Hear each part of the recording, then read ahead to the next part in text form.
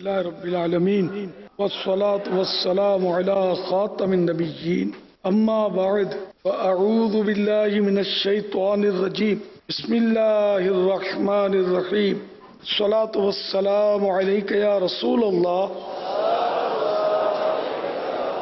وعلى آلك وصحابك يا حبيب الله الصلاة والسلام عليك يا نبي الله وعلى آلك وصحابك يا نور الله. امیر اہل سنت ماشاءاللہ ہمیں مسائل اور شرعی احکام بھی بیان فرماتے ہیں اور بہت پیاری پیاری باتیں سنتے ہیں، مگر ابھی میرا موضوع چل رہا تھا ماں باپ کا. میں امیر سنت سے اسی موضوع کو کنٹینیو کروانے کے لیے عرض کروں گا. امیر سنت یہ بتائیں کہ جب ان کی امی، کیونکہ اب والد صاحب کا تو معاملہ بھی چلے انہی سے سن لیتے ہیں، لیکن ان کی امی کا یعنی امیر سنت کی امی کا امیر سنت کے تعلق سے کیا بیان ہے، اور ماں باپ کو راضی کرنا ہے. ٹھیک ہے، سنیں امیر سنت کی امی جان امیر سنت کو ان کے بارے میں کیا کہتی ہیں. میری والدہ محترمہ اس دن انتقال سے 2-3 دن پہلے میری ماں نے کہا لا بیٹا میں تیرے ہاتھ چوموں. میں نے کہا ماں آپ میرا ہاتھ چومے کسی میں چوموں گا. یوں کر کے میں نے ہاتھ پکڑ کے چوما، انہوں نے میرے چومے اور یہ میں نکل آیا. تاہم یہ کہ ان کو پھر جمعرات کو ہمارا ہفتہ وار اجتماع ہوتا تھا. دعوت اسلامی شروع نہیں ہوئی تھی، نہ اس کا کوئی تصور بھی نہیں تھا. ویسے میں کچھ نہ کچھ ہم کرتے رہتے تھے، انجمنیں بناتے تھے اور اس طرح کام کرتے تھے. تو میں اجتماع میں چلا گیا اور میں ان دنوں بھی سوالات کے جوابات دیتا تھا. یہی مدنی مذاکرہ نام نہیں تھا اس کا. تو ہمارا سوال جواب کا سیشن تھا اور میں کھڑا ہوا جوابات دے رہا تھا نور مسجد میں جہاں میری امامت ہے. تو قصہ ہے بھائی کہا کہ آپ کو آپ کی بڑی بہن بلا رہی ہے. اچھا پھر کیا، میں نے کہا میں پورا کر کے چلا جاؤں گا. پھر کچھ لمحوں کے بعد پھر آیا کہ آپ کو بڑی بہن بولی. تو پھر مجھے ایک دم کھٹکا سا ہوا. میں نے کسی اسلامی بھائی کے ایک کے کان میں کہا کیا لگتا ہے کہ میری ماں کو کوئی ہارٹ اٹیک وغیرہ ہوا ہو تو پیچھے میرے آ جاؤ فوراً. یوں مطلب میں پہنچا تو میری ماں کو واقعی ہارٹ اٹیک ہوا تھا اور وہ لیٹی ہوئی تھی اور مطلب وہ سانس چل رہی تھی. تب سکرات کا عالم تھا. میں نے یاسین شریف پڑھنی شروع کی، مجھے پڑھی نہیں جا رہی تھی صدمے کے مارے اور کنفیوژن. تو میں نے جو بھی ہو سکا مجھے یاسین شریف پڑھی میں نے. تو اسی دوران میری ماں کی روح قبض ہو گئی. پھر میری بڑی بہن نے مجھے بتایا کہ والدہ نے آب زمزم شریف پیا، کلمہ پڑھا، توبہ استغفار کی، استغفر اللہ. انتقال سے پہلے ہی سب ہوا تھا. تو یوں مطلب میری ماں کا اس طرح انتقال ہوا تھا. پھر اس جگہ میں خوشبو ہو گئی. پھر کئی دن تک خوشبو آتی رہی، 40 دن تک بدل بدل کر ہمارے گھر میں 10:15 بجے رات کو تقریباً روح قبض ہوئی تھی. تو خوشبوئیں نکلتی اور اتنی خوشبوئیں نکلتی تھی کہ میری بہنیں ڈر جاتی تھی بعض اوقات چلتی تھی. الحمدللہ میں خود دوستوں کو لاتا تھا اور وہ فرش جہاں روح قبض ہوئی تھی نا وہ سنگاتا تھا. ان کو سنگو سنی اس شان سے جاتے ہیں. الحمدللہ اللہ غنی کی رحمت فرمائے، بے حساب مغفرت فرمائے. میری ماں مجھ سے محبت کرتی. بڑی بہن نے بتایا کہ تم کو کافی یاد کر رہی تھی جب تک اس کی زبان بند نہیں ہوئی تھی کہ میرے بابو کو بلاؤ. بابو بولتے تھے پیار سے، بابو کو بلاؤ، بابو کہیں مجھ سے دور نہ رہ جائے. مطلب میں انتقال کر گیا اور بابو کہیں دور نہ رہ جائے مجھ سے، اس کو جلدی بلاؤ. دوبارہ بابو آیا تو ماں جواب دینے کے قابل نہ رہی. اللہ رحمت کرے، غنی کی رحمت کرے، بے حساب مغفرت کرے. ایسا لگ رہا تھا میری ماں مجھ سے خوش ہے. ورنہ وہ ماں بیٹے کا ہاتھ چومے، یار یہ دن اللہ لائے. مطلب بڑے بیٹے کا ہاتھ چومے اپنے.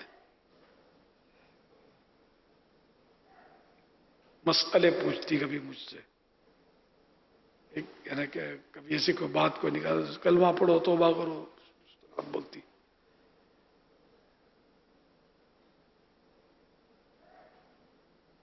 اتوار کو غالباً کوئی طبیعت ان کی خراب ہوئی تھی. میں ڈاکٹر کو لے آیا تھا. ڈاکٹر نے مطلب مجھے اشارے میں کہا، کوئی کلیئر بات نہیں کی کہ یوں بھی ہوتا ہے یوں بھی ہوتا ہے مطلب اس طرح. اب کیونکہ اب وہ ڈاکٹر کو اللہ بہتر جانے کی امید نہیں ہوگی کہ یہ کوئی بڑے ڈاکٹر کا علاج کروائیں گے یا پیسے خرچ کریں گے.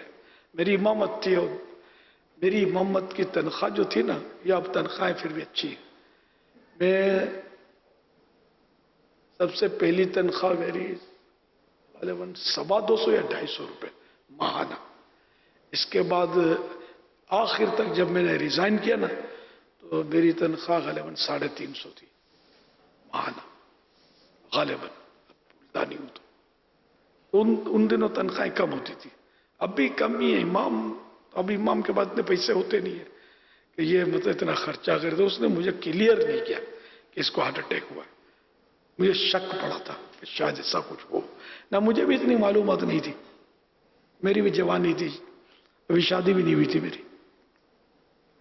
تو یوں مطلب یہ کہ طبیعت خراب، تو میں نے یہ اندازہ لگا کہ شاید جو میرا تو کہ طبیعت ماں کی خراب ہوئی ہے، کوئی دل کا پتہ نہیں اٹیک ہوا ہے کیا ہے. ورنہ اس طرح بار بار بلاوا آنا.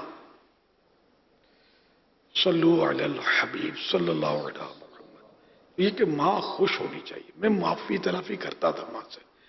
اتوار کو مطلب یہ کہ خاص کر میں نے ماں سے معافی مانگی تھی اپنی. مجھے ڈر لگ رہا تھا کہ اس کو کچھ ہوا ہے. اتوار کو طبیعت خراب ہوئی تھی، یا پتہ نہیں اس کے کوئی اگلے دن خراب ہوئی تھی. تو میں نے ان کو توبہ بھی کروائی، ترکیب سے توبہ کروائی، کلمہ پڑھایا، گناہوں سے توبہ کروائی تھی. پھر یہ اتوار کو یہ سب ہوا تھا اور جمعرات کو وفات ہو گئی.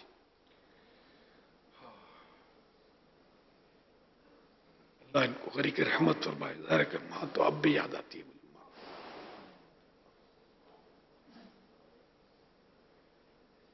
صلو علی الحبیب صلی اللہ علی محمد. اچھا، بعض لوگ دعا میں ہاتھ اٹھانے کے تعلق سے کوتاہی کرتے ہیں.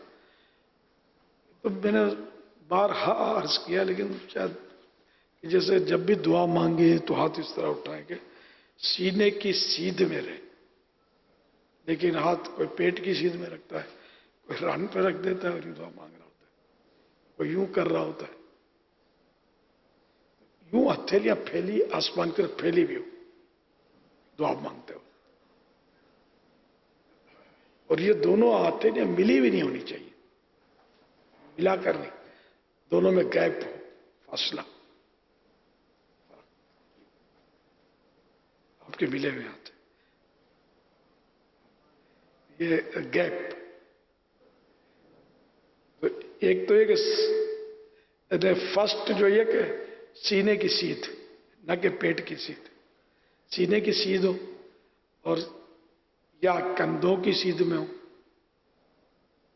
یا اب چہرے کی باری ہے کہ چہرے کی سیدھ میں ہو، یا اتنے بلند ہو جائے کہ بغل کی سفیدی نظر آ جائے.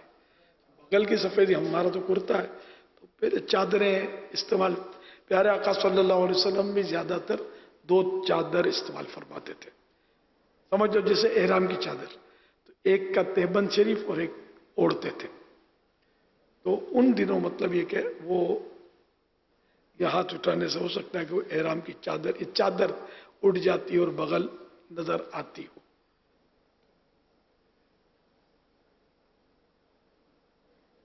یوں مطلب ہاتھ اٹھانا ہے. یوں بعض دعا کرتے ہیں، یوں بھی نہیں. یہ ہتھیلیاں تو تھوڑا پریکٹس کرنی پڑے گی.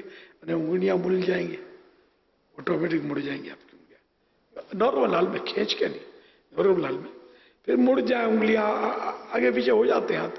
تو پھر توجہ جائے تو سیٹ کر لیں آدمی. ایسا سیٹ کرتے رہیں گے تو عادت پڑ جائے گی. اور دعا کے ختم ہونے پر بھی یوں کرتے ہیں، بلکہ خالی برکت کے لیے ٹچ کرتے ہیں. اس کو بھی پورے چہرے پر آپ نے نوٹ کیا تو میں تو خوب یوں چہرے میں ملتا ہوں، کوئی جگہ رہ نہ جائے کہ برکت ہے نا دعا میں. تو یہ ہاتھ کی برکت چہرے پہ آ جائے. یوں خالی کر لیتے ہیں नजाकत के साथ, और ये भी शायद 99.9 करते होंगे इस तरह हाथ सही फेरते हुए। तो शायद मैंने बोलना जब से शुरू किया तब कुछ लोगों ने शुरू किया होगा, ना मैं नोट तकरीबन यही किया कि खाली यूं कर लेते हैं।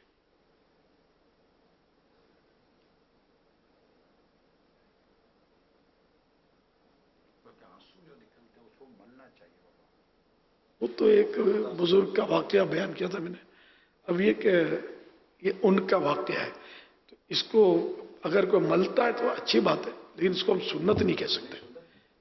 साबित सरकार से तो सल्लल्लाहु अलैहि वसल्लम को भी पढ़ा सुना नहीं है। एक बुजुर्ग की अदा है तो वो करने में हरज नहीं है, नीयत अच्छी हो और वाकई खौफ खुदा से निकले हुए आंसू हो। अच्छा, नाखूनों से खेलते हैं बाज लोग दुआ करते वक्त, करते रहते हैं,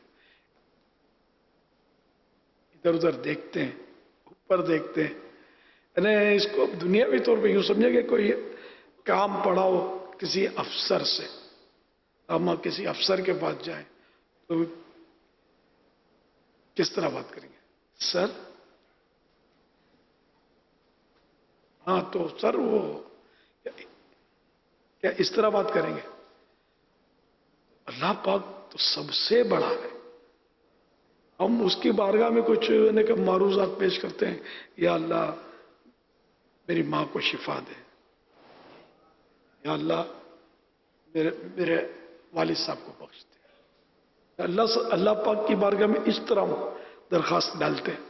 वो दुनिया का कोई मतलब मामूली सा अफसर है, उसके सामने भी हम रेड अलर्ट रहते हैं और बड़े लजाजत के साथ और नरम लहजे में हम उससे मतलब अपना काम पड़ा है ना तो काम निकलवाने की कोशिश करते हैं। तो अल्लाह पाक की बारगाह में कितनी आजिज़ी करनी चाहिए, कितना ज़रूरत है, ये शायद कोई समझदार समझ सकता है कि जितनी आजिज़ी करें, जितनी नरमी करें परवरदिगार की बारगाह में, वो कम कम और कम है, हक अदा हो ही नहीं सकता आजिज़ी का, हमें आता ही कुछ नहीं है। तो यूं दुआ में भी बड़ी है, फिर बोलते हैं दुआ कबूल नहीं होती, जो मांगता हूं मिलता नहीं है। दुआ मांगी ही कब है यार, मांगने का ढंग ही का अपने को। अल्लाह करे दिल में उतर जाए मेरी बात, अल्लाह मुझे भी तौफीक दे कि मैं सही तरीके से आजिज़ी के साथ गिड़गिड़ा कर दुआ मांगना सीख जाऊं। सल्लल्लाहु अलैहि वसल्लम, सल्लल्लाहु अलैहि वसल्लम।